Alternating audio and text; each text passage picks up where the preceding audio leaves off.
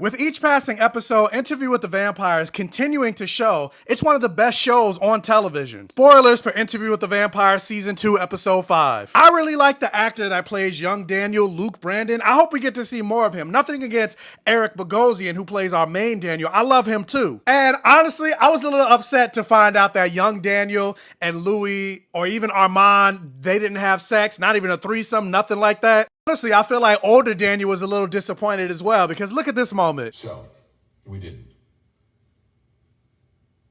No. I really thought we did. You want to now? He sometimes lingers when boats come into harbor.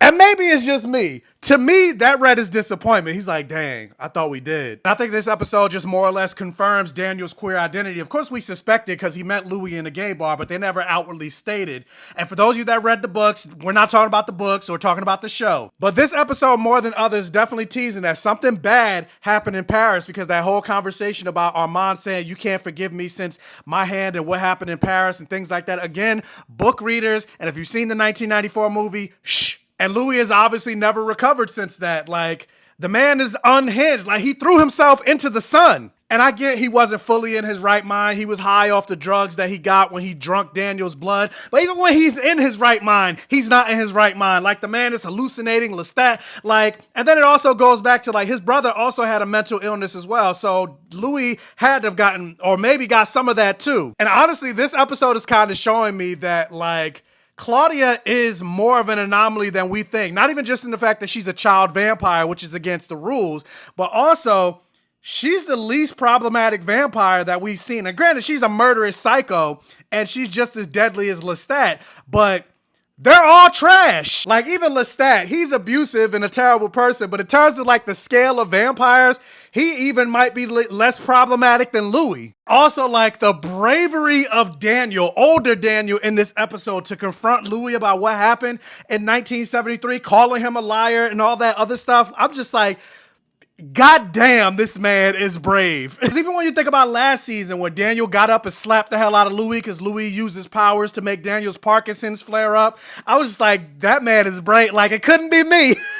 And I think that's why Louis was so fascinated and is so fascinated by Daniel, because Daniel treats him like a man and not a monster. And that's the thing I think Armand can't seem to understand, because Armand has been a vampire for so long and has been a leader of a covenant. It's all about these dogmatic vampire rules. We can't do this. We need to do this. We need to walk this way. We need to walk that way. But then you got to think about Louis. Like, he's hated being a vampire since day one. And that's also why I think he's so fascinated by Daniel, because Daniel kind of reminds him a little bit, maybe, in my opinion, of Lestat and how charming he is and everything like that. And how carefree he is, because the moment Daniel found out that Louis was a vampire, yeah, he got scared at first, but he was also very intrigued and kind of turned on at the same time. And Louis not used to that. It was like the first time he was able to connect with somebody as a friend, which is why there was something about Daniel specifically that had him open up in a way that he never opened up to anybody, or was willing to open up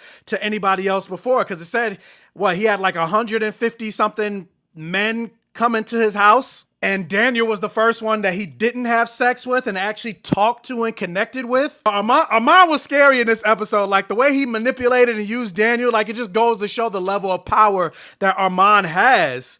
And like, I was just like, goddamn. But despite the level of power that Armand has, he's still very insecure. And Louis kind of plays on that insecurity. Like, you notice, even in this episode again, Armand still called Louis Maître, which is master. Yeah, I absolutely love this episode, but I'll be going live again this week, either tomorrow or Wednesday, to talk more about episode 5. So come swing on over to check that out. But if you made it to the end of this video, what did you guys think about episode 5? Let me know all your thoughts. Do the things over here to boost this video for the all gay rhythm. And if this is one of your first time checking out one of my videos, hopefully you enjoyed the video. Check out the other videos on my channel if you like what you see. Hopefully you hit that follow button. And with that said, welcome to my safe haven.